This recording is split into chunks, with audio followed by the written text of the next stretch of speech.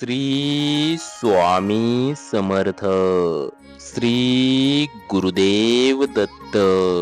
नमस्कार प्रिय प्रेमळ स्वामी भक्तांनो, आजचा हा तुम्ही मंत्र ऐकलात तर तुमच्या मनातील इच्छा लवकरात लवकर पूर्ण होईल. भक्तांनो, तुमची खूप दिवसांपासूनची इच्छा असेल आपण संकटातून आणि गरिबीतून बाहेर पडून लाखो आणि करोडो रुपयांचे मालक व्हावे, आणि ती तुमची इच्छा आजपर्यंत पूर्ण झालेली नसेल. तुम्ही श्री स्वामी समर्थ महाराजांचे अनेक मंत्र ऐकले असतील, पण खूप सारे मंत्र ऐकून सुद्धा तुम्हाला कोणत्याही मंत्राचा प्रभाव किंवा चमत्कार पाहायला मिळत नसेल, तर प्रिय स्वामी भक्तांनो, काळजी करू नका. आजचा हा मंत्र तुम्ही पाहिलेल्या इतर मंत्रांपेक्षा खूपच शक्तिशाली, प्रभावशाली आणि चमत्कारिक मंत्र आहे.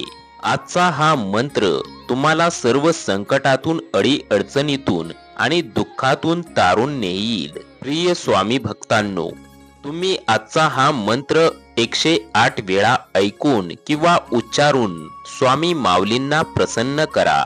भक्तांनो, जर या मंत्रामुळे स्वामी तुमच्यावर प्रसन्न झालेच तर तुम्ही लाखातच नाही तर करोडात खेळाल.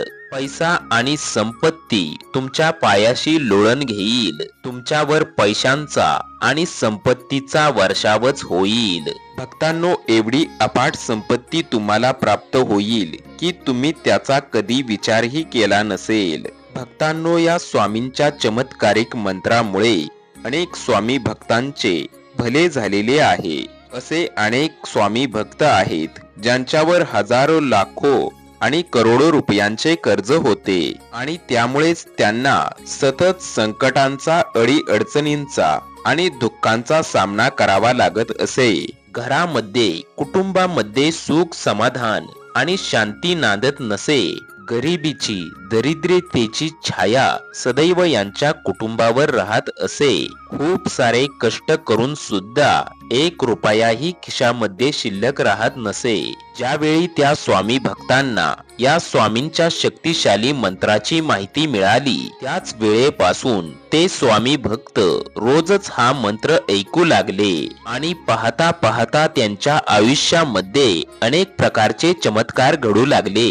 जे पण भक्त उद्योग, धंदा आणि व्यवसाय करत होते त्यांना त्यांच्या उद्योगधंदा आणि व्यवसायामध्ये मोठे यश मिळायला लागले, आणि बऱ्याच लोकांना मनोइच्छित नोकऱ्या मिळाल्या. स्वामी भक्तांनो, या मंत्रामुळे हजारो भक्तांच्या इच्छा पूर्ण झालेल्या आहेत. ज्या भक्तांवर खूप सारे कर्ज होते त्या भक्तांचे कर्ज नील झालेले आहे. ज्या भक्तांना खूप सारा पैसा, धनदौलत आणि संपत्ती हवी होती त्या भक्तांना ते सर्व काही मिळालेले आहे. हा स्वामी समर्थ महाराजांचा चमत्कारिक मंत्र बरेच स्वामी भक्त रोजच ऐकत असतात किंवा 108 वेळा उच्चारत असतात. त्यामुळे स्वामींचा आशीर्वाद त्यांना प्राप्त होत असतो. स्वामी भक्तांनो, तुम्हालाही खूप सारा पैसा, धनदौलत आणि संपत्ती कमवायची असेल आणि तुमच्यावर असणाऱ्या सर्व समस्या, अडीअडचणी आणि संकटातून, गरिबीतून बाहेर पडून श्रीमंत व्यक्ती व्हायचे असेल तर आजच्या या स्वामींच्या मंत्राकडे अजिबात दुर्लक्ष करू नका. हा मंत्र तुम्ही मन लावून आणि एकाग्रतेने संपूर्ण ऐका. स्वामी भक्तांनो, मगच तुम्हाला या स्वामी मंत्राचा चमत्कार लवकरात लवकर पाहायला मिळेल. भक्तांनो, मंत्र जप ऐकण्यापूर्वी आपण जर या YouTube चॅनेलवर नवीन असाल तर या YouTube चॅनेलला सबस्क्राईब करा. या स्वामींच्या व्हिडिओला एक लाईक करा आणि कमेंट मध्ये स्वामी समर्थ महाराज की जय असे टाईप करा. चला तर ऐकूयात आजचा हा स्वामींचा मंत्र.